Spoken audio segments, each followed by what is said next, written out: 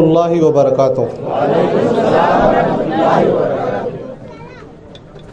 الحمد للہ رب العالمین والصلاة والسلام علی سید المرسلین۔ قال اللہ تعالی فی القرآن المجید ان اللہ وملائکتہ یصلون علی النبی یا ایہا الذین آمنوا صلوا علیہ وسلموا تسلیمات اللہم صلی علی محمد وعلی آلہ وصحابہ واولادہ وازواجہ وذریاتہ واہل بیتہ واصحابہ وانصارہ واشیائہ ومحبہ وامتہ وعلینا معہم اجمعین یا ارحم الراحمین۔ قال اللہ تعالی فی القرآن المجید والذین آمنوا وعملوا الصالحات سیجعل لهم الرحمن ودا۔ اللہ تبارک و تعالیٰ کا لاکھوں کروڑوں احسان ہے کہ آج ہم اس کے حبیب کے امتی جو کہ ولی ہے ان کے عرس میں حاضر ہوئے۔ میں نے جس آیت مبارکہ کی تلاوت کی اس کا مفہوم یہ ہے کہ جو لوگ ایمان لائے اور نیک اعمال کیے تو ایسے لوگوں کی محبت اللہ تعالیٰ لوگوں کے دلوں میں ڈال دیتا ہے۔ آج شاہ جلیل الحق قادری رحمۃ اللہ علیہ کی یہ 94 عرس ہے۔ یہاں پر جتنے لوگ بیٹھے ہیں ان میں سے اکثر نے حضرت کو دیکھا نہیں تھا یا شاید کسی نے نہ دیکھا ہو، لیکن کیا بات ہے کہ حاضر ہو گئے ہیں آپ؟ سوچنے کی بات ہے۔ اگر کوئی کسی سیاستداں کے متعلق غلط بات بولتا ہے ہم کو کوئی فرق نہیں پڑتا۔ سیاستداں اپنی ریلی کرتے ہیں تو آپ کو اس ریلی اٹینڈ کرنے کا پیسہ دیا جاتا ہے اور یہ وعدہ کیا جاتا ہے کہ آپ کے طعام کھانے کا بھی انتظام ہوگا اور آپ کے سامنے ہاتھ جوڑ کر گزارش کی جاتی ہے کہ آپ ہمارے ریلی میں ضرور آئیے گا۔ صحیح ہے؟ اس کے بالکل برعکس ان بزرگوں کی محفلوں میں اپنا پیسہ خرچ کر کے حاضر ہوتے ہیں اور فقر محسوس کرتے ہیں۔ کیوں؟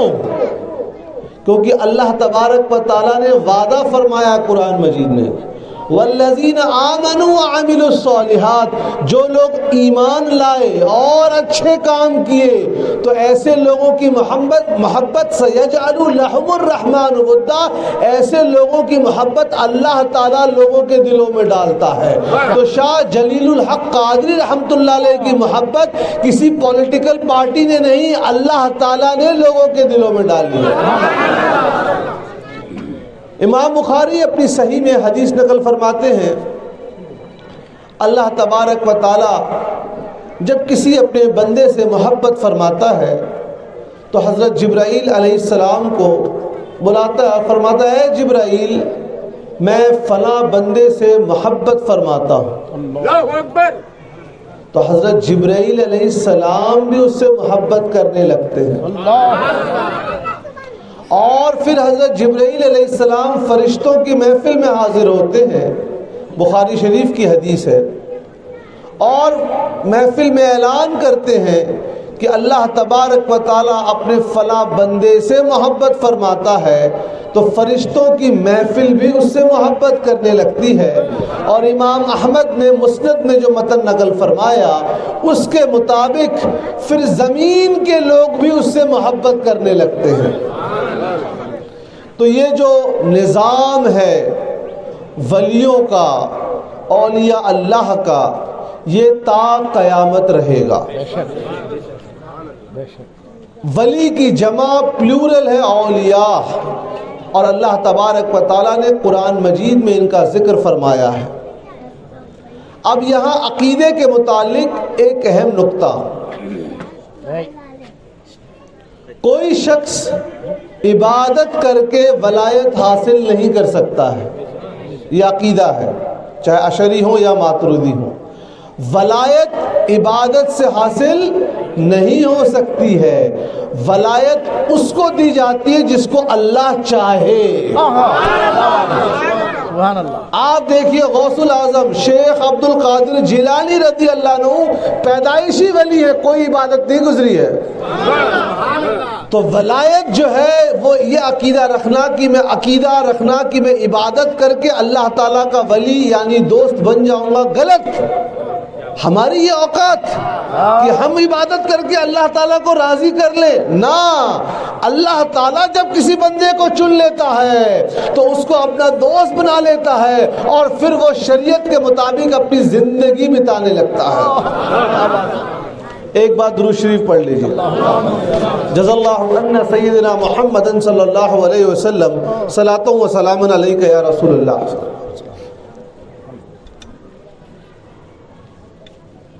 مجھے یہ بھی اطلاع دی گئی کہ حضرت کے نام سے منسوب ایک یہاں مدرسہ اسکول بھی ہے، اور بڑی اچھی بات ہے۔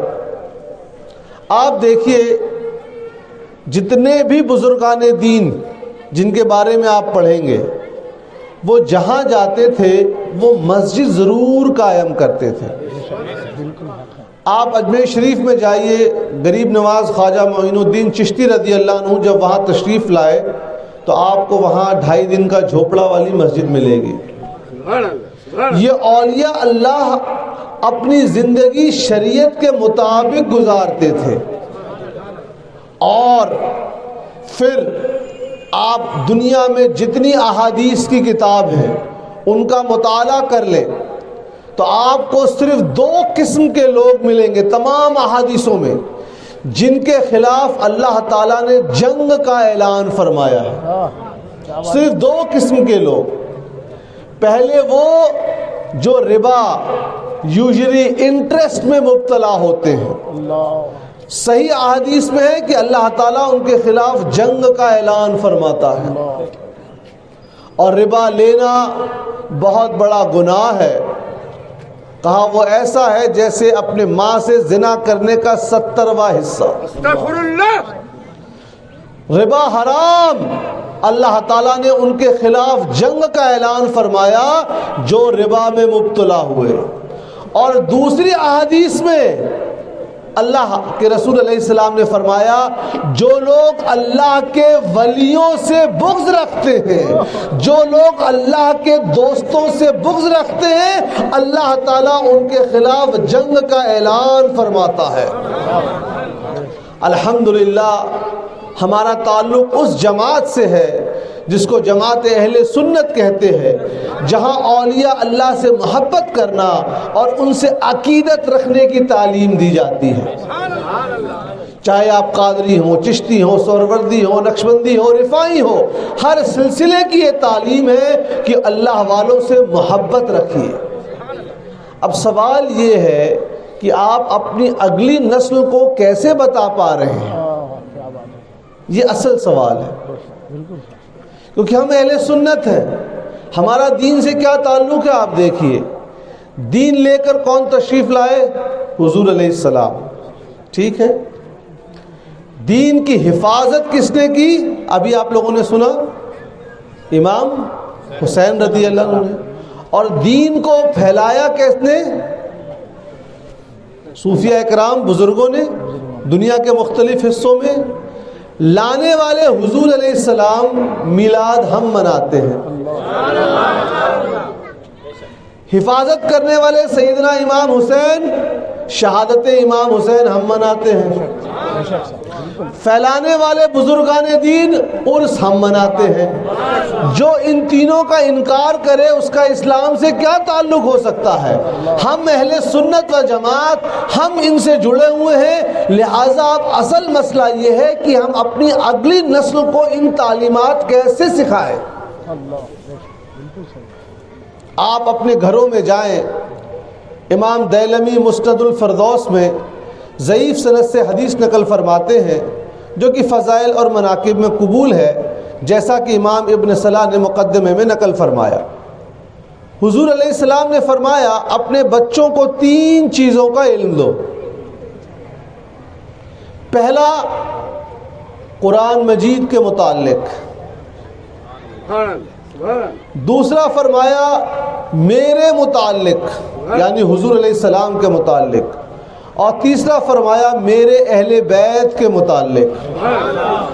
اب ہم اپنے گھروں میں جائیں اور اپنے بچوں سے بالکل بنیادی سوال کریں، بیٹا قرآن مجید میں کتنی سورتیں ہیں؟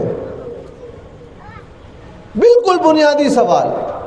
یا آپ اپنی بچیوں کو جب قرآن مجید دیتے ہیں وہ گھروں میں لے آ کے اوپر رکھ دیتی ہیں یا آپ کا بیٹا رکھ دیتا ہے، اور پھر پورے سال بھر قرآن مجید کبھی طاق سے نیچے نہیں آتا.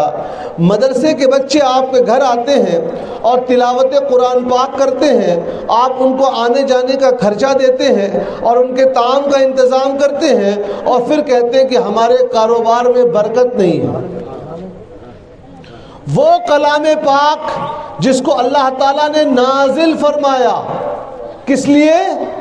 تلاوت کرنے کے لیے، عمل کرنے کے لیے، اس کو ہم ایک کپڑے میں لپیٹ کر اپنے گھر میں رکھتے ہیں. صحیح ہے؟ یہ ہمارے گھروں کا حال ہے.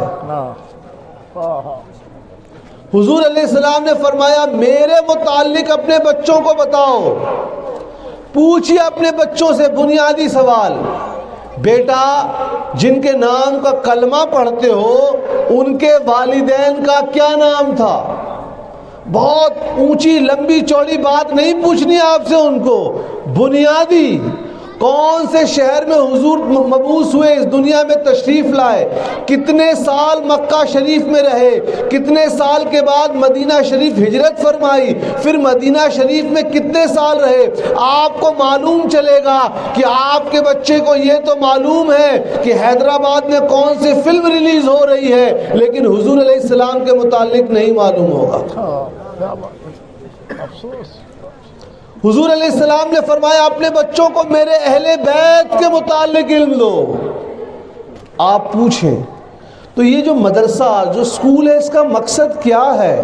اس کا مقصد یہی ہے کہ اگلی نسل میں علم کو، تعلیم کو منتقل کیا جائے. آمین آمین ثم آمین. تو ہم کو اس کو کنٹریبیوٹ کرنا، اس کا تعاون کرنا، اس کی امداد کرنا، یہ ہماری شرعی ذمہ داری ہے. کیوں؟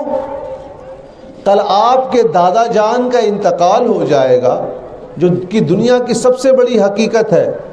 آج یہاں میں تقریر کر رہا ہوں، کچھ سالوں کے بعد پتہ نہیں زمین کے کس حصے میں دفنایا جاؤں گا.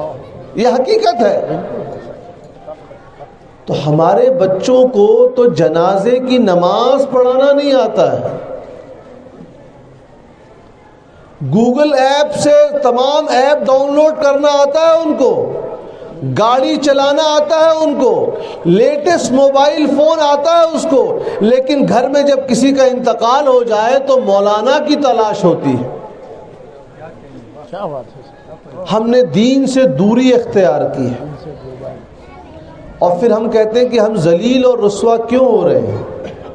بخاری شریف کی ایک لمبی حدیث میں اللہ کے رسول صلی اللہ علیہ وآلہ وسلم نے فرمایا، ان قریب، قیامت کے قریب تمہارے وسائل کو، وسائل سمجھتے ہیں؟ ریسورسز، سنسادن، تیل کا کنواں، گیس کا کنواں، یہ تمام چیزیں، کوئلے کا کنواں، دیز آر کالڈ ریسورسز.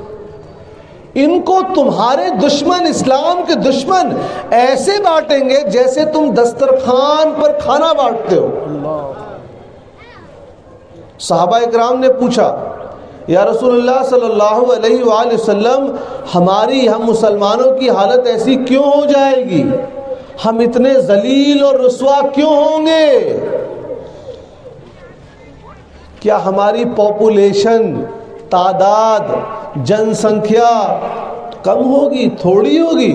حضور علیہ السلام نے فرمایا نہیں، تم تو اتنے ہوگے جتنا سمندر میں جھاگ. کیا تشبیہ فرمائی. اگر آپ کبھی سمندر جانا ہوا آپ کا تو آپ دیکھیے سمندر میں جھاگ بہت ہوتا ہے، لیکن اس جھاگ کی کوئی طاقت نہیں ہوتی. ہوا آتی ہے اڑا کے لے جاتی ہے. پانی آتا ہے بہا کے لے جاتا ہے. آج مسلمانوں کی تعداد بہت ہے, 51 اسلامک ملک ہیں, اس پورے جلیل پورہ میں بہت سے مسلمان ہیں, لیکن حضور علیہ السلام نے فرمایا تمہاری تعداد بہت ہوگی, اس کے باوجود تم ذلیل اور رسوا ہوگے. ہو رہا ہے. 51 Islamic countries and none of them could invent a medicine for COVID. All 15 Islamic countries combined together, they have not won Nobel Prize which one Israeli country, Israel has won. Right? تو حضور نے فرمایا تمہاری تعداد بہت ہوگی لیکن تم ذلیل اور رسوا ہوگے. تو صحابہ نے پوچھا حضور اس کی وجہ کیا ہوگی؟ حضور علیہ السلام نے فرمایا اس کی 2 وجہ ہوگی. دنیا کی محبت, موت سے نفرت. آج دنیا کی محبت کا عالم دیکھیے. اماں گھڑی میں الارم لگا رہی ہیں, ابا صبح اٹھ کر گیزر آن کر رہے ہیں, بیٹے کو نہلا کر نیا کپڑا پہنا کر پکنک بھیجنا ہے اسکول کی طرف سے. ہم اس کے مخالف نہیں ہیں, بھیجیے. اماں ابا نے کتنے بار فجر کی نماز کے لیے الارم لگایا. اسلام بڑی بڑی بات کرنے سے نہیں پھیلا ہے. اسلام کو جن لوگوں نے پھیلایا ہے عملی طور پر پھیلایا ہے, اخلاقی طور پر پھیلایا ہے. لیکن آج ہمارے عمل میں کتنی کوتاہی ہے. رات بھر کر بیٹھ کر ہمارے بچے واٹس ایپ اور انسٹاگرام پر دنیا جہاں کی بات کریں گے. And if you ask them basic question, name 3 Muslim scientists, they will not be able to name 3 Muslim scientists. میں کوئی فخر یا تکبر سے نہیں بتا رہا ہوں, بس بتا رہا ہوں کہ لوگوں کا یہ جو نظریہ بن گیا ہے کہ ہم دین کی تعلیم حاصل کریں گے تو ہم دنیا کی نہیں کر سکتے, غلط ہے. میں پیشے سے ایک انجینئر ہوں, B Tech M Tech P H D میری انجینئرنگ میں پروفیسر ہوں, لیکن اس کا ایک قطعی مطلب نہیں ہے کہ میں نے اس دین کی تعلیم حاصل نہیں کی. کیوں؟ ہمارے نوجوانوں نے وقت کا غلط استعمال کیا. بخاری شریف کی حدیث میں اللہ کے رسول صلی اللہ علیہ وآلہ وسلم نے فرمایا اللہ تعالیٰ کی 2 ایسی نعمتیں ہیں جس کا اکثر لوگ صحیح حق ادا نہیں کرتے.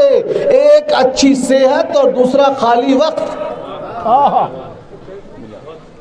چلے آئیے حیدرآباد میں رات کو 4 بجے نہاری کھا کر کیرم بورڈ کھیل رہے ہوتے ہیں ہمارے بچے, اور پھر جب 10th کا رزلٹ آتا ہے تو 55%. میں انٹرویو لینے جاتا ہوں کالجز میں, 12th پاس بچہ ہے, اس کو ریپبلک ڈے اور انڈیپینڈنس ڈے میں فرق نہیں معلوم ہے, اس کو ڈیموکریسی کی ڈیفینیشن نہیں معلوم ہے, اس کو آرکمیڈیز پرنسپل نہیں معلوم ہے, اس کو نیوٹنس لا نہیں معلوم ہے, اس کو نماز میں فرض کیا نہیں معلوم ہے, اس کو وضو میں فرض کیا ہے وہ نہیں معلوم ہے. یعنی وہ دینی تعلیم اور عصری تعلیم ہر میں 0 ہے. خواہش ہے کہ ہم دنیا بدلیں گے. تو دنیا بدلنے کے لیے محنت کرنی پڑتی ہے. اللہ کے رسول صلی اللہ علیہ وآلہ وسلم نے فرمایا آخر زمانے میں دین پر چلنا ایسا ہوگا جیسے ہاتھ میں کوئلہ لینا, وہ بھی انگار آگ والا. ابھی وہ وقت نہیں آیا ہے. کسی نے آپ کو بندوق لگا کے بولا ہے کہ فجر پڑھو گے تو گولی مار دیں گے؟ بولا ہے؟ ہم فجر کے وقت سوتے رہتے. 99% بچے, جامع ترمذی کی حدیث میں حضور علیہ السلام نے فرمایا اللہ تعالیٰ نے میری امت کے لیے جو برکت کا وقت رکھا ہے وہ فجر کے نماز کے بعد کا وقت رکھا ہے. اللہ اکبر صلی اللہ علیہ وسلم. ہم لوگ اس وقت سوتے رہتے. کسی نے کہا کہ رمضان المبارک کا مہینہ آنے والا ہے, اور آپ نے صحیح ابن حبان کی وہ حدیث سنی ہے. اللہ کے رسول صلی اللہ علیہ وآلہ وسلم ممبر پہ جلوہ افروز ہے اور 3 مرتبہ آمین آمین آمین فرمایا. صحابہ اکرام نے پوچھا یا رسول اللہ صلی اللہ علیہ وسلم آج آپ نے 3 مرتبہ آمین فرمایا, اس کی وجہ کیا ہے؟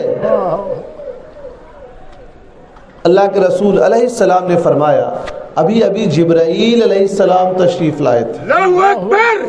انہوں نے دعا کی کیا دعا کی؟ وہ شخص تباہ و برباد ہو جائے، ہلاک ہو، آگ میں جائے، جس کے ماں باپ زندہ ہو یا ان دونوں میں کوئی ایک زندہ ہو اور وہ ان کو راضی نہ کر پائے۔ آج دیکھ لیجئے، ماں بغل میں بیٹھی ہے، کھانے کا انتظار کر رہی ہے، ابا لیٹے ہوئے ہیں، بچہ گاڑی پر بیٹھ کر پورے بھونیر میں تھروٹلنگ کر رہا ہے۔ کیوں؟ اس کے دل میں اسلامی تعلیمات نہیں ہے، وہ اسلام کی جو اصل تعلیمات ہے اس کے مطابق اپنی زندگی نہیں بتانا چاہتا ہے، وہ اپنے فکر اور اپنے مطابق اسلام کو کرنا چاہتا ہے۔ پھر دوسری تو دعا مانگی برباد ہونے کی حضرت جبرائیل علیہ السلام نے، اور آمین فرمایا حضور نے علیہ السلام نے۔ تو کوئی شک ہے کہ ایسا شخص خوش رہے گا؟ تو نوجوان بچوں، اپنے ماں باپ کو راضی کرو۔ آپ علماء، مشائخ، سادات کے ہاتھ چومتے، اچھی بات ہے، جائز ہے، کبھی کبھی اپنے ماں باپ کے بھی ہاتھ پاؤں چوما کرو۔ دوسری مرتبہ حضرت جبرائیل علیہ السلام نے دعا فرمائی، وہ شخص تباہ و برباد ہو جائے جس کے سامنے آپ کا نام مبارک لیا جائے اور وہ آپ پہ درود شریف نہ پڑھے۔ آج ہمارے چھوٹے بچے، نوجوان بچے درود شریف آدھا پڑھتے ہیں، صلی اللہ علیہ وسلم۔ یہ کیا ہوتا ہے؟ یہ کیا ہوتا ہے؟ آپ کو صلی اللہ علیہ وآلہ وسلم بولنے میں تکلیف ہوتی ہے؟ اپنا نام پورے القابات کے ساتھ بتائیں گے، لیکن حضور علیہ السلام پہ درود شریف پڑھنے کے لیے آپ کو زبان تھک جاتی ہے۔ یاد رکھیے، یہ ایک ایسا عمل ہے جو آپ بنا توجہ کے کریں گے تبھی بھی ثواب ملے گا۔ سبحان اللہ، سبحان اللہ، سبحان اللہ، ماشاءاللہ۔ تو حضور علیہ السلام نے آمین کہا، اور تیسری دعا کی حضرت جبرائیل علیہ السلام نے، تباہ و برباد ہو جائے وہ شخص جس کو رمضان المبارک کا مہینہ ملا اور اس نے اپنے گناہوں کو معاف نہ کروایا۔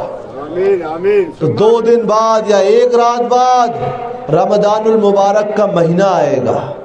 یہ مہینہ رات کو جاگنے کا نہیں ہے، رات کو عبادت کرنے کا ہے۔ دونوں میں فرق ہے۔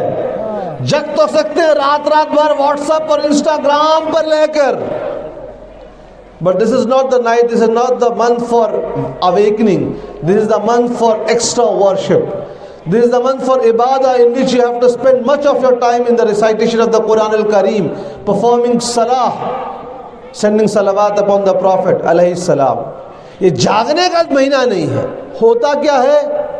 سحور سحری کر کے بچے سو جاتے ہیں، پھر عصر سے بعد اٹھتے ہیں اور افطار کی تیاری شروع، اور ایک بار افطار کے وقت تو پکوڑا اور بریانی جب پیٹ میں گئی تو اب رات بھر ہردنگ ہوتی رہتی ہے، اور بولتے ہیں رمضان شریف میں بڑا اچھا معاملہ ہے۔ معاملہ تو تب ہے جب آپ کے دل میں نرمی آ جائے۔ بخاری شریف کی حدیث میں اللہ کے رسول علیہ السلام نے فرمایا، اللہ تعالیٰ تمہارے چہروں اور تمہارے لباس کو نہیں دیکھتا ہے، وہ تمہارے دلوں کو دیکھتا ہے۔ بے شک۔ کبھی آپ نے دل کو پاک کرنے کا سوچا؟ قرآن مجید میں اللہ تعالیٰ فرماتا ہے، یوم لا ينفع مال ولا بنون الا من اتى اللہ بقلب سلیم۔ اس دن، قیامت کے دن، اللہ تعالیٰ تمہارے مال و دولت اور بیٹوں کو نہیں دیکھے گا، تمہارے صاف دل کو دیکھے گا۔ کبھی رمضان المبارک میں بچوں کو یہ احساس ہوا کہ یہ مہینہ تو عبادت کا ہے، گناہوں کو معاف کروانے کا ہے؟ نہیں ہوا۔ تو میرے بھائیوں اور نوجوان دوستوں، موقع ہے۔ پھر اللہ تعالیٰ نے وہ برکت والا مہینہ دیا جس میں رمضان المبارک، وہ مہینہ جس میں قرآن شریف نازل ہوئی، جس میں ہم کو لیلۃ القدر ملے گی، اور یہ مہینہ عبادت کا ہے۔ انشاءاللہ ہم اس میں عبادت کریں گے اور اپنے رب کو راضی کریں گے۔ ایک بار درود شریف پڑھ لیجئے۔ جزا اللہ عنا سیدنا محمد صلی اللہ علیہ وسلم صلاۃ و سلام علیک یا رسول اللہ۔ امام مسلم اپنی صحیح میں حدیث نقل فرماتے ہیں، قیامت تب تک نہیں آئے گی جب تک اس زمین پر اللہ اللہ کہنے والا ایک شخص باقی رہے گا۔ اللہ اکبر، صلی اللہ علیہ وسلم۔ अल्लाहु अकबर सल्लल्लाहु अलैहि वसल्लम। इमाम शरफ उद्दीन यहया नववी रहमतुल्लाह अलैह शरह सही मुस्लिम में फरमाते हैं कि इस हदीस का ज़ाहिरी माना ही मफहूम है, यानी वाकई तब तक जब तक कोई अपने ज़बान से अल्लाह अल्लाह कहे तब तक क़यामत नहीं आएगी। अब यहाँ एक बड़े नुक्ते की बात है। नुक्ते की बात यह है कि ये दिन एकाएक नहीं आएगा कि आज लोग नमाज पढ़ रहे हैं, रोज़ा रख रहे हैं, ज़कात दे रहे हैं और कल सुबह उठेंगे और दुनिया में कोई अल्लाह अल्लाह कहने वाला ना रहे, ऐसा नहीं होगा। इसकी तफसील एक दूसरी हदीस में है जिसको इमाम बुखारी ने तारीखुल कबीर में नकल फरमाया है, सही में नहीं। फरमाया इस्लाम की गांठ गिरह एक एक करके खोली जाएगी, इस्लाम की गिरह एक एक करके खोली जाएगी। जब एक गिरह खुल जाएगी तो लोग दूसरी गिरह पर टूट पड़ेंगे और सबसे पहले इस्लाम के अहकाम को, शरई हुक्मों को, इस्लाम को लोग तर्क करेंगे और सबसे आखिरी चीज जो छोड़ी जाएगी वो है नमाज। और एक दूसरी, क्योंकि इस हदीस के मुख्तलिफ मतून है, मैं सब में नहीं जाऊंगा। एक रिवायत में है कि यहाँ तक कि औरतें नापाकी की हालत में नमाज पढ़ेंगी। मतलब क्या है कि इस्लाम लोग हुजूर की और अल्लाह ताला के और उसके हबीब के मुताबिक नहीं बिताएंगे, अपनी मर्जी से इस्लाम बिताएंगे। आज ये देखने को मिल रहा है कि नहीं?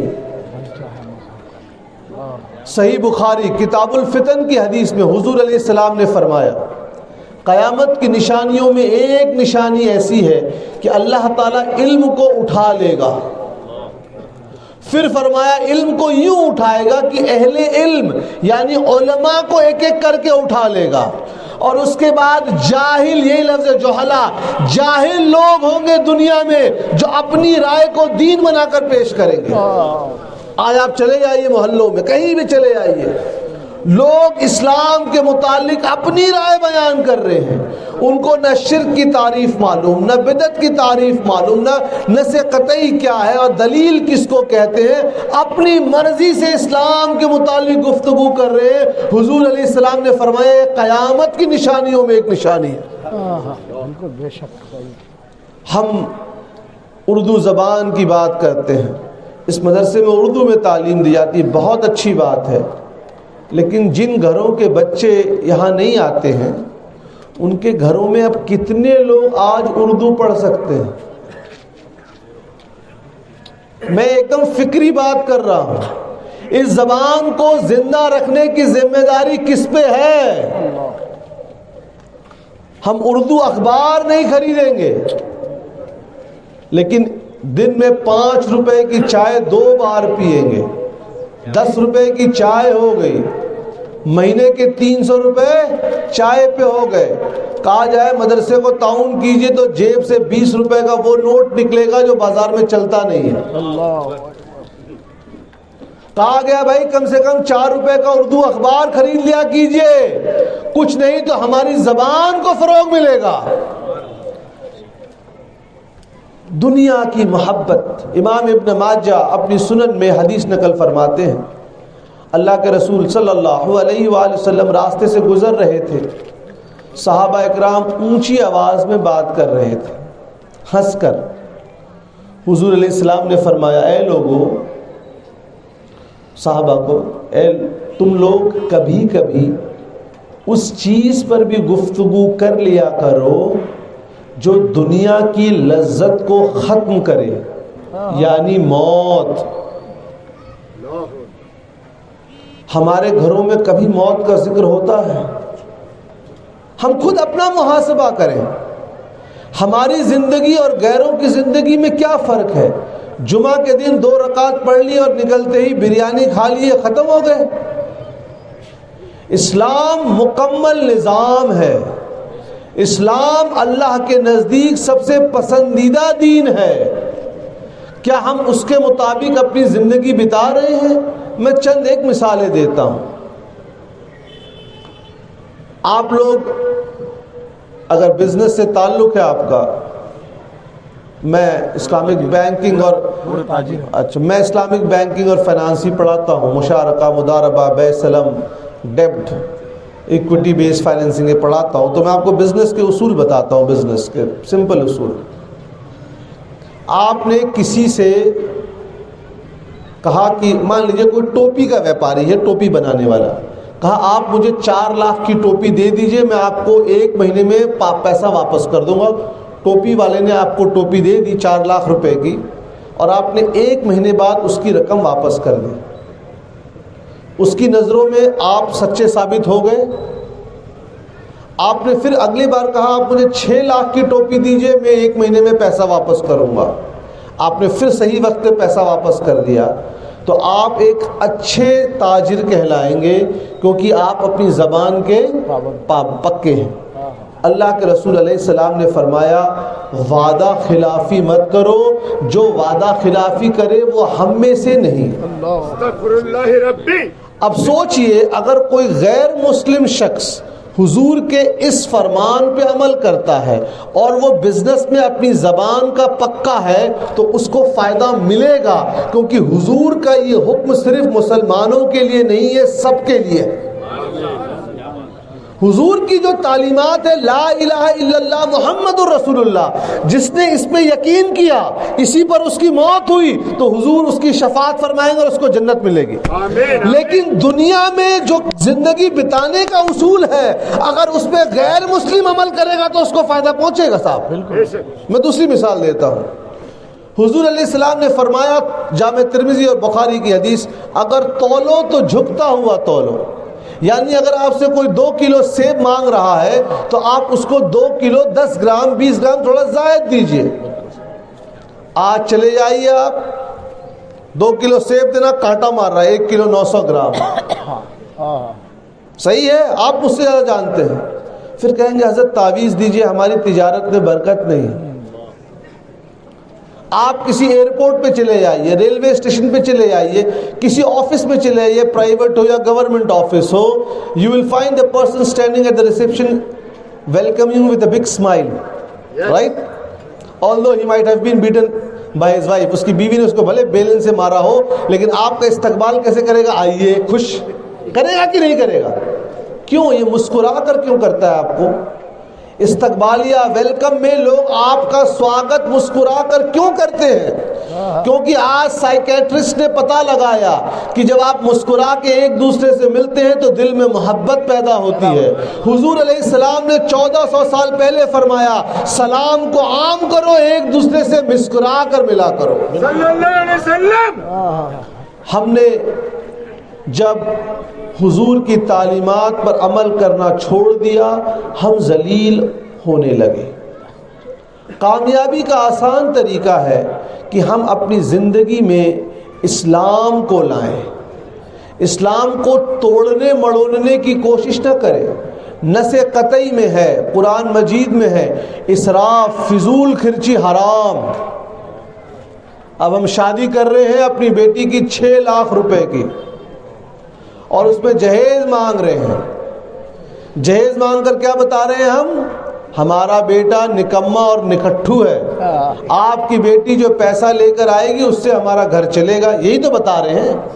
اگر آپ کو اپنے بیٹے کی قابلیت اور ڈگری پر بھروسہ ہوتا تو آپ جہیز نہیں مانگتے. اس کے چلتے سماج میں بہت سی بچیاں جن کی عمر زیادہ ہو رہی ہے ان کا نکاح نہیں ہو رہا ہے.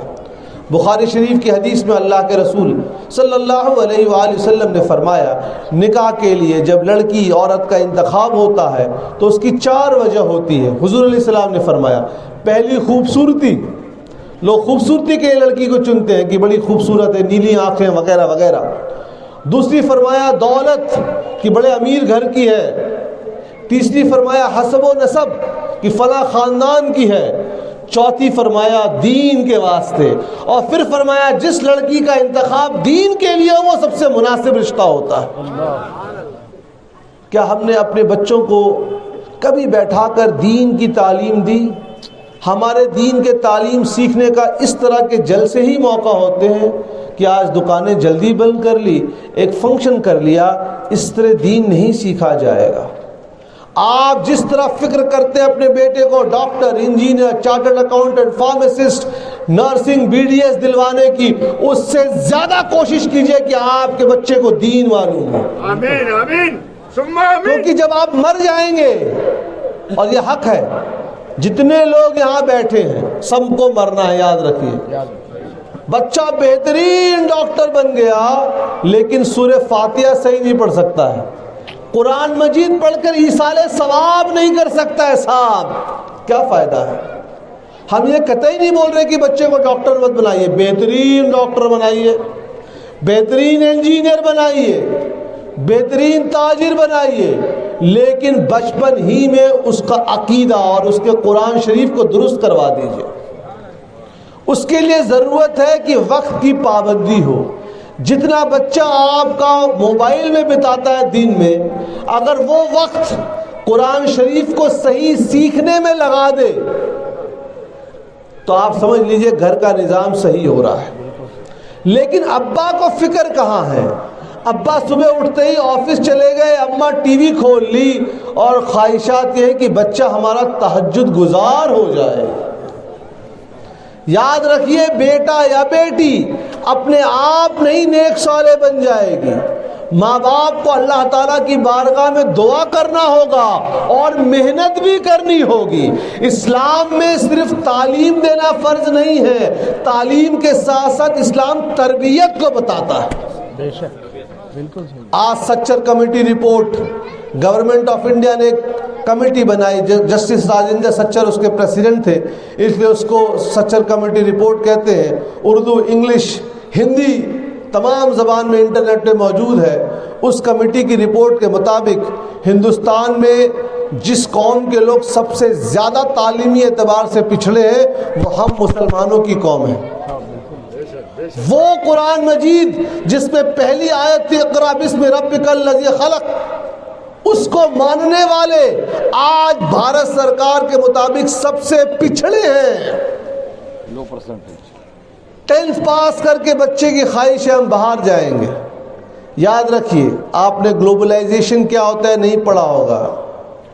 اگر آپ نہیں پڑھے تو جان لیجئے by 2030 there is a process called Saudiization in which they will not be allowing any outsider to work as a white collar job. You will be invited to work only as a blue collar worker. آپ کسی بھی officer level کے لیے وہاں نہیں جا پائیں گے، اور اگلے 20 سال میں آپ مزدور میں بھی نہیں جائیں گے. تو یاد رکھیے، ہم وہاں جانے کو منع نہیں کہہ رہے، جائیے، لیکن وہاں جانے سے پہلے یہاں اچھی تعلیم حاصل کر کے جائیے. اور خانقاہ مارانہ شریف کا پیغام ہے، آدھی روٹی کھائیے، بچے کو پڑھائیے. اپنی بریانی کو کم کیجئے، اپنے مہنگے کپڑوں کو کم کیجئے، اپنے موبائل بل کو کم کیجئے، اپنے بچے کی تعلیم کے اوپر پیسہ لگائیے. دیکھیے اس کو اچھی تعلیم مل رہی ہو، وہ اردو بھی سیکھ رہا ہو، وہ انگلش بھی سیکھ رہا ہو، اس کو سائنس بھی آتی ہو، اس کو میتھ بھی آتی ہو، تب تو ہماری امت میں تبدیلی آ سکتی ہے. ایک بار درود شریف پڑھ لیجئے.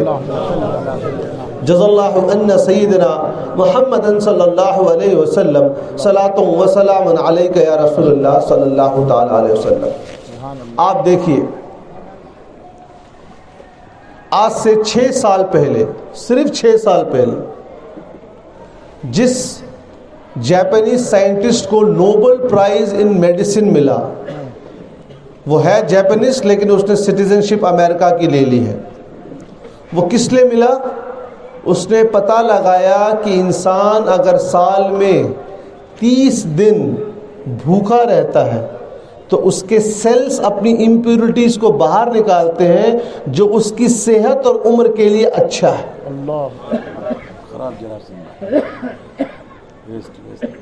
1400 سال پہلے اللہ تبارک و تعالیٰ نے قرآن مجید میں رمضان المبارک میں آپ کو روزے رکھنے کا ہم کو حکم دیا گیا ہے. آمین آمین. ہم اس پہ عمل نہیں کرتے ہیں. دوسری مثال لے لیجئے، حضور علیہ السلام جب بستر میں آرام فرماتے، بخاری شریف کی حدیث ہے، انبیاء علیہم جب آرام کرتے ہیں تو ان کی آنکھیں بند ہوتی ہیں لیکن ان کا دل اللہ تعالیٰ کی طرف متوجہ ہوتا ہے. تو حضور علیہ السلام جب اپنی بستر شریف میں آرام فرماتے تو اپنا بائیں طرف کو اوپر رکھتے, دائنی طرف منہ کر کے سوتے, اور بائیں طرف جس طرف دل ہوتا ہے وہ اوپر کی طرف ہوتا.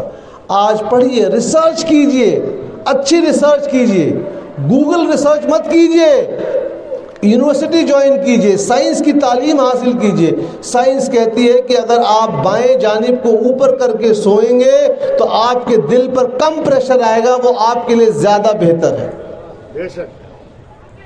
آج سائنس کہہ رہی ہے ماں کا دودھ بچے کے لیے سب سے مفید غذا ہے. اگر آپ نے کلاس 10 تک بھی پڑھا ہوگا تو معلوم ہوگا 1400 سال پہلے اللہ تعالیٰ نے قرآن مجید میں ماں کے دودھ کو پلانے کا حکم دیا. میں سائنس اور اسلام پہ تقریر کرنے حاضر نہیں ہوا ہوں, میں صرف نوجوان بچوں کو بتانا چاہتا ہوں کہ آپ کتنا غافل ہیں. چلیے کسی وجہ سے مجبوری رہی ہو, بچپن میں آپ کے گھر میں کچھ پریشانی ہو, آپ اسکول کالج نہیں جا پائے, کوئی بات نہیں, لیکن اسلام میں تو تعلیم اور علم حاصل کرنے کی کوئی عمر تھوڑی ہے. آپ کو کس نے منع کیا ہے کہ آپ مولانا کے پاس جائیں اور ان سے گزارش کریں, حضرت میں نے قرآن شریف بچپن میں پڑھا تھا لیکن میرے لفظوں کی ادائیگی صاف نہیں ہے, کیا آپ ہفتے میں 2 دن میرے لیے اپنا دے پائیں گے؟ یہ دل میں خواہش تو تب ہوگی جب یہ شوق ہو کہ مجھے اللہ کے کلام کو صحیح طریقے سے پڑھنا ہے. جب وہ شوق ہی نہیں ہے تو کبھی مولانا کے پاس جائیں گے ہی نہیں. لیٹسٹ موبائل فون ہوگا لیکن یہ نہیں کہ میں کم سے کم 5 سورتوں کو اور اتحیات کو صحیح یاد کر لوں کہ کم سے کم میری نماز صحیح ہو جائے.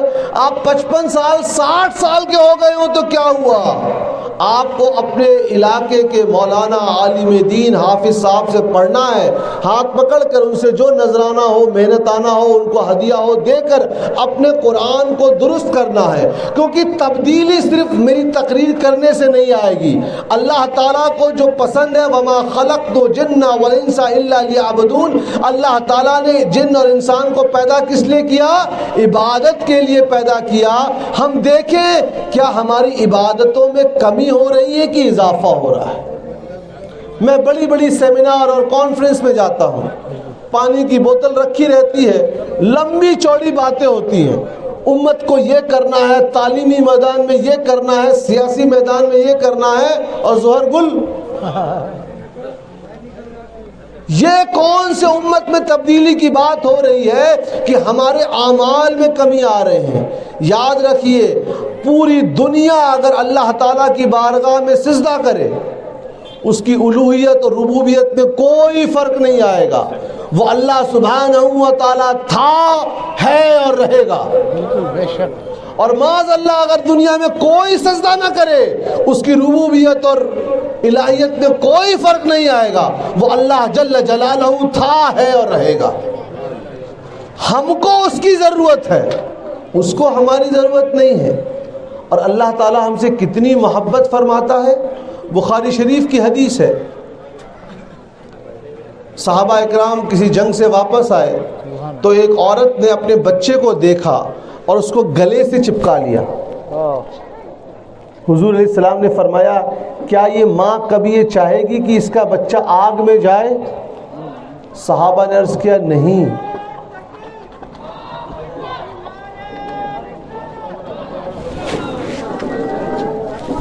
بیٹھو بیٹھو بیٹھو بیٹھو جی, بیٹھو آتے آتے آپ بات ہو رہی تھی.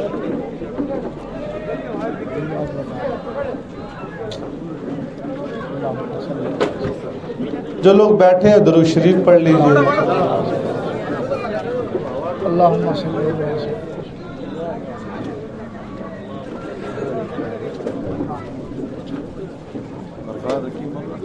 لوگ کھڑے ہو گئے نا, مجھے اصل میں اس طرح تقریر کرنے کی عادت ہی نہیں ہے. میں پروفیسر ہوں, میں سکون ہوگا تبھی میں نہیں بول سکتے. آنے دیجیے ان کو, آنے دیجیے. اللہ اکبر, یا رسول اللہ, یا رسول اللہ. آپ لوگ راستہ دے دیجیے اور جو کھڑے ہیں وہ بیٹھ جائیے. آپ لوگ جو بھی ہیں وہ راستے صاف کر دیجیے اور جو کھڑے ہیں پیچھے اور ابھی جو کھڑے ہیں بیٹھ جائیے تاکہ پروگرام اچھے انداز میں چلے. ڈسٹربینس ہو رہا ہے.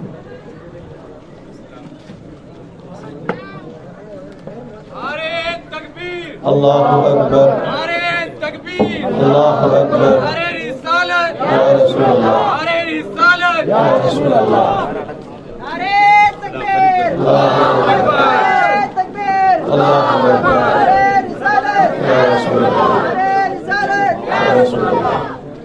علماء اہل سنت، زندہ باد، علماء اہل سنت، زندہ باد. فیضان جلیلی، فیضان جلیلی.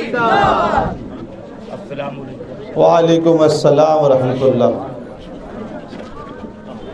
حضرت تشریف لا چکے ہیں، آپ لوگ آرام سے بیٹھ جائیے.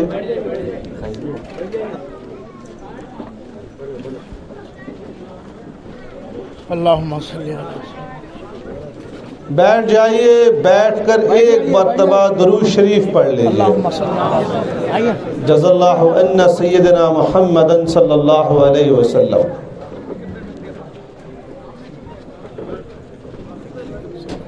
آپ لوگ کھڑے رہیں گے تو جو حضرات پیچھے بیٹھے ہیں ان کو مشکل ہوگی دیکھنے میں، اس لیے بیٹھ جائیے.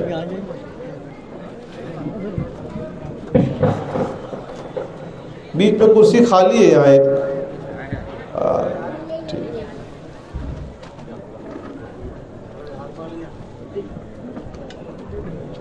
تو اللہ کے رسول صلی اللہ علیہ وآلہ وسلم نے قیامت کی نشانیاں بھی بتا دی ہیں. جامع ترمذی کی طویل حدیث میں اللہ کے رسول صلی اللہ علیہ وآلہ وسلم نے قیامت کی بہت سی نشانیاں بتائیں، 15 تک ایک ہی حدیث میں. اس میں چند ایک یہ ہے، ہر گھر سے گانے بجانے کی آواز آنے لگے گی، زنا عام ہو جائے گا، تمہارے اوپر ایسے لوگ حکمراں ہوں گے جو ظالم ہوں گے، استغفر اللہ استغفر اللہ. اور قرآن مجید کے مطابق نہیں، انسان اپنے بنائے ہوئے اصول کے مطابق فیصلہ کرے گا. مرد عورتوں کی طرح اور عورت مردوں کی طرح لباس پہنیں گے. ہم ساری دنیا کو نہیں روک سکتے. آپ نے مجھے یہاں بلایا جلیل پورہ میں، تو میں جس جگہ پر یہ بات بیان کر سکتا ہوں وہاں بیان کروں گا. اس حدیث شریف کو ذہن میں رکھیے جو میں نے شروع میں بیان کی. امام بخاری نے تاریخ الکبیر میں نقل فرمایا کہ اسلام کے گرہ کو ایک ایک کر کے کھولا جائے گا، اور سب سے پہلے جس گانٹھ کو کھولا جائے گا وہ یہ کہ لوگ احکام کو، شریعت کے حکم کو ماننا چھوڑ دیں گے، اور سب سے اخیر میں یہ کہ وہ نماز کو چھوڑ دیں گے. استغفر اللہ استغفر اللہ ربی من کل ذنب خطیئۃ واتوب الیہ. بیٹھ جائیے. آج دیکھیے، ہم شادی بیاہ کر رہے ہیں، گھر میں کوئی جلسہ کر رہے ہیں تو ہم دین کا خیال نہیں رکھ رہے ہیں. ہم اپنے بنائے ہوئے قانون کو، اور لفظ کہتے ہیں جی حکمت کا تقاضا ہے یہ. یاد رکھیے، امام بزار نے اپنی مسند میں جید سند سے حدیث نقل فرمائی. حضرت عبداللہ ابن مسعود رضی اللہ عنہ راوی ہے. اللہ کے رسول صلی اللہ علیہ وآلہ وسلم نے فرمایا، میری زندگی تمہارے لیے خوشخبری ہے، اور میرا اس دنیا سے چلے جانا بھی تمہارے لیے خوشخبری ہے، کہ تمہارے اعمال جو تم دنیا میں کرتے ہو وہ مجھ پر پیش کیے جائیں گے. اگر وہ اچھے ہوں گے تو میں اللہ تعالیٰ کی حمد کروں گا، اور اگر وہ تم گناہ کرو گے تو میں تمہارے مغفرت کے لیے اللہ تعالیٰ سے دعا مانگوں گا. آمین آمین. حضور ہم سے کتنی محبت فرماتے ہیں، غور کیجئے، غلطی اور گناہ ہم کر رہے ہیں اور ہمارے مغفرت کی دعا حضور علیہ السلام مانگ رہے ہیں، اور حضور نے ہم سے کیا فرمایا؟ نماز میرے آنکھوں کی ٹھنڈک ہے۔ اللہ اکبر۔ ہم جمعے کو ایک دن پڑھ کر پورے ایک ہفتے کی چھٹی کر لیتے ہیں، بولتے ہیں حضرت ہم ذلیل اور رسوا ہو رہے ہیں۔ ہماری تنظیم کا سلوگن ہی یہ ہے، the best way to defend Islam is to practice Islam۔ اگر آپ اسلام کی واقع دفاع کرنا چاہتے ہیں تو آپ اسلام پر عمل کرنا شروع کر دیجئے، کیونکہ طاقت جو ہے وہ عمل میں ہے۔ امام بخاری صحیح میں نقل فرماتے ہیں، قیامت کا دن ہوگا، سورج اتنی نیچے ہوگا کہ لوگوں کے کان سے پسینے ٹپکیں گے۔ مبالغہ کا صیغہ ہے کہ بہت شدید گرمی ہوگی، اور بھیڑ کتنی ہوگی؟ اس زمین پر جتنے لوگ حضرت آدم علیہ السلام سے لے کر اخیر تک ہوں گے، سب لوگ ہوں گے، سارے کے سارے لوگ سب سے پہلے حضرت آدم علیہ السلام کی بارگاہ میں حاضر ہوں گے۔ آپ ہماری شفاعت کروائیں، اللہ تعالیٰ کی بارگاہ میں ہمارے لیے دعا کیجئے، شفاعت کرائیے۔ حضرت آدم علیہ السلام فرمائیں گے، اے لوگوں، اللہ تعالیٰ نے مجھے یہ مقام اور مرتبہ نہیں دیا ہے، کہیں اور جاؤ۔ سارے لوگ حضرت موسیٰ علیہ السلام کے پاس آئیں گے، وہ بھی یہی کہیں گے، اے لوگوں، اللہ تعالیٰ نے مجھے یہ مقام اور مرتبہ نہیں دیا ہے۔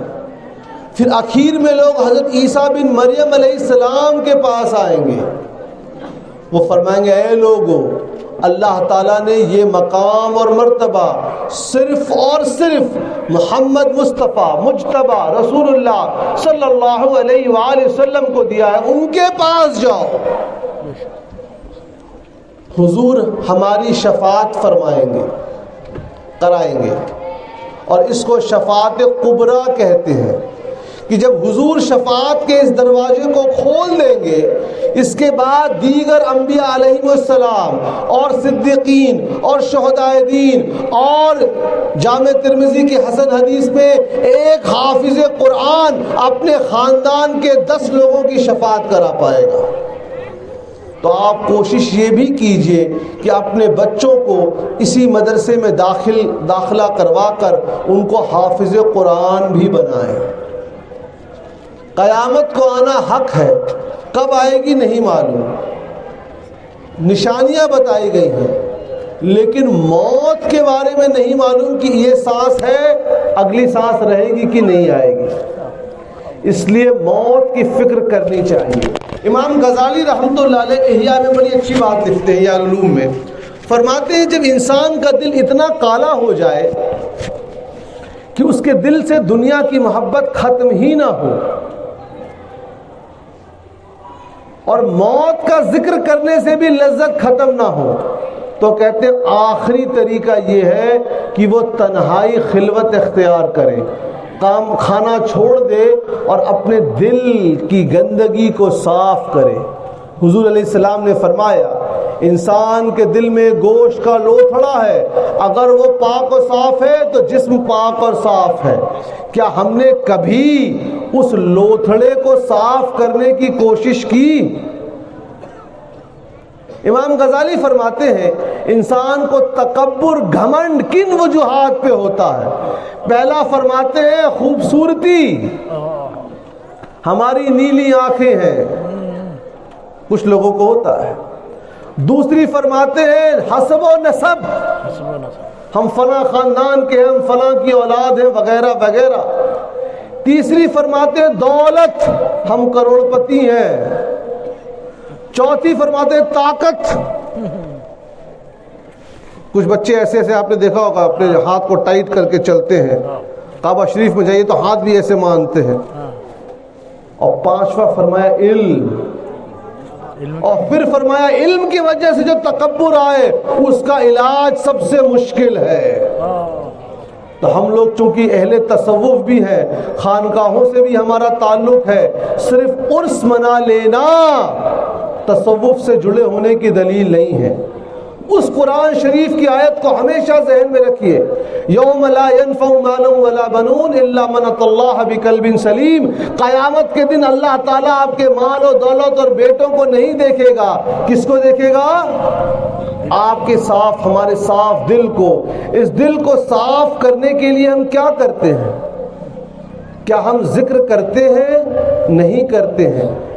مسند احمد کی حدیث میں اللہ کے رسول صلی اللہ علیہ وآلہ وسلم نے فرمایا، جس کے گھر ایک بیٹی ہوئی اور اس نے اس کو تعلیم اور تربیت دی تو اللہ تعالیٰ نے ایسے شخص کے لیے جنت میں ایک محل تیار کیا۔ آج ہو کیا رہا ہے؟ آپ اور ہم کسی دوسرے دنیا میں نہیں رہ رہے ہیں۔ آئے دن ہم یونیورسٹی میں ہیں، آئے دن حضرت ہمارے بیٹے نے لو میرج کر لی ہے، آئے دن حضرت ہماری بیٹی نے پریم وواہ کر لیا ہے اور غیر کے ساتھ کیا ہے۔ یہ کیوں ہو رہا ہے؟ یہ کیوں ہو رہا ہے؟ کیونکہ ابا اپنے بزنس میں بزی ہیں، اماں ٹی وی میں بزی ہیں، لڑکی اور لڑکے رات رات بھر موبائل میں کس سے بات کر رہے ہیں اس کے لیے کوئی فکر مند نہیں ہے۔ اب ایک دن جب آپ کی بیٹی یا بیٹے نے پریم وواہ کر لیا اور آپ ہم کو آ کر اطلاع دیں گے تو ہم کیا کر سکتے ہیں؟ ہم بولیں گے بریانی پکائیے، ہم کھاتے ہیں۔ تو یاد رکھیے، جانوروں اور انسان میں ایک بنیادی فرق یہی ہے کہ جانور اپنے بچے پیدا کر کے چھوڑ دیتا ہے، انسان کے اوپر فرض ہے اسلام میں کہ اپنے بچے کی تعلیم اور تربیت دونوں عطا کرے۔ اللہ کے رسول صلی اللہ علیہ وسلم نے فرمایا، خیر الناس انفعهم للناس، بہتر لوگوں میں سے بہترین وہ لوگ ہیں، وہ شخص ہے جو لوگوں کے لیے سب سے زیادہ نفع بخش ہو، فائدے مند ہو۔ ہم ہوئے فائدے مند؟ ارے اس کی گاڑی اتنی اچھی کہاں سے آ گئی، اس کا بیٹا کامیاب کیسے ہو گیا، اس کی تجارت اتنی برکت کیسے ہو رہی ہے۔ حضور علیہ السلام نے فرمایا، حسد انسان کے اعمال کو ایسے کھاتا ہے جیسے آگ سوکھی گھاس کو۔ اب یہ حسد دور کیسے ہوگا؟ بخار ہے، ڈاکٹر صاحب نے تھرمامیٹر لگا کے 102 ڈگری، ہڈی ٹوٹ گئی، ایکس رے میں پتہ لگ گیا ہڈی ٹوٹی ہے۔ حضرت مجھے ایک بیماری ہے، کیا؟ تکبر ہے؟ کوئی ڈاکٹر صاحب جو علاج کر دے؟ حضرت مجھے بیماری ہے حسد، حضرت مجھے بیماری ہے عزت کی خواہش۔ تو اگر آپ واقعی بزرگان دین سے جڑے ہوئے ہیں تو ان نفسانی اور روحانی بیماریوں کی طرف توجہ دیں اور اس کے بعد ان کو دور کریں۔ میں زیادہ وقت نہیں لوں گا، آخری کے 7 منٹ بتا کر الوداع لوں گا۔ ایک بار درود شریف پڑھ لیجیے۔ جزا اللہ عنا سیدنا محمد صلی اللہ علیہ وسلم۔ اپنے بچوں کو چند چیز ضرور بتائیں۔ حضور علیہ السلام مکہ شریف میں تشریف لائے، 40 سال کی عمر میں کیا کیا؟ نبوت کا اعلان فرمایا۔ یاد رکھیے، اس دنیا میں تشریف لانے سے پہلے حضور نبی تھے۔ جامع ترمذی کی حسن حدیث میں حضور علیہ السلام نے فرمایا، میں اس وقت بھی نبی تھا جب آدم جسم اور روح کے بیچ میں تھے، اور دوسرے متن میں ہے کہ اس وقت جب آدم مٹی اور پانی کے بیچ میں تھے۔ تو 40 سال کی عمر میں اعلان نبوت۔ اس کے بعد اور 13 سال رہے مکہ شریف میں۔ 40 اور 13 کتنا ہو گیا؟ 53 سال کی عمر میں ہجرت فرمائی، مدینہ شریف تشریف لائے، اور 63 سال کی عمر میں اس دنیا سے وصال فرمایا۔ حضور زندہ ہے کہ نہیں ہے؟ صلی اللہ علیہ وسلم زندہ ہے۔ اور کل نفس ذائقۃ الموت کے بارے میں کیا کہیں گے پھر آپ؟ ہر نفس کو موت کا مزہ نس قطعی ہے۔ یاد رکھیے، دونوں اپنے ظاہر معنی پہ صحیح ہے۔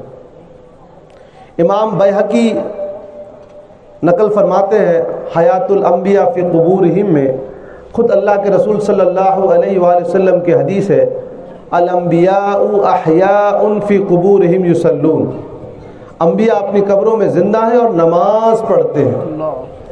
ایک دوسری حدیث میں فرمایا ان اللہ تعالی قد حرم علی الارض ان تقل اجساد الانبیاء، رواہ بیہقی۔ حضور علیہ السلام نے فرمایا اللہ تعالیٰ نے زمین پر حرام کر دیا ہے کہ انبیاء علیہ السلام کے جسموں کو نقصان پہنچائے۔ تو موت کیا ہے؟ جسم سے روح کے نکلنے کو موت کہتے ہیں۔ حضور علیہ السلام کے جسم مبارک سے ایک لمحے کے لیے ان کی روح مبارک نکالی گئی تھی، اور سنن ابو داؤد کی حدیث ہے، حضور علیہ السلام نے فرمایا جب میرا کوئی امتی مجھ پہ درود و سلام بھیجتا ہے تو اللہ تعالیٰ میری روح کو میرے جسم میں لوٹا دیتا ہے۔ امام ابو داؤد لکھتے ہیں علی الدوام، یعنی مستقل طور پر لوٹا دی گئی ہے۔ کیوں؟ جب حضور علیہ السلام کے جسم مبارک سے ایک لمحے کے لیے روح نکالی گئی، روح مبارک، تو کسی نہ کسی صحابی نے درود و سلام پڑھا ہوگا کہ نہیں پڑھا ہوگا؟ حضور علیہ السلام کی روح مبارک ان کے جسم میں لوٹا دی گئی ہو گئی، اور وہ پہلا درود و سلام ختم نہ ہوا ہوگا تو دوسرے کسی صحابی نے پڑھا ہوگا۔ آج اس وقت کوئی نہ کوئی دنیا میں درود و سلام پڑھ رہا ہے کہ نہیں پڑھ رہا؟ یہاں نہیں تو بریلی شریف میں نہیں تو بغداد شریف میں نہیں تو مکہ شریف میں نہیں تو مدینہ شریف میں نہیں تو فرشتے پڑھ رہے ہوں گے۔ تو اس ایک لمحے جب روح مبارک کو لوٹا دیا گیا، اس کے بعد پھر کبھی ایک کائنات میں ایک لمحہ نہیں گزرا ہے جو درود شریف کا وقفہ ہوا ہو، لہذا علی الدوام فرمایا گیا اپنے بچوں کو حضور علیہ السلام کی سیرت بتائیں، شمائل، خصائل، فضائل۔ بس یہ بات بتا کے کیا ہے، میں آپ سے الوداع لوں گا۔ شمائل، خصائل، فضائل، عمومی طور پر ہمارے یہاں حضور کے فضائل اور معجزات بیان کیے جاتے ہیں۔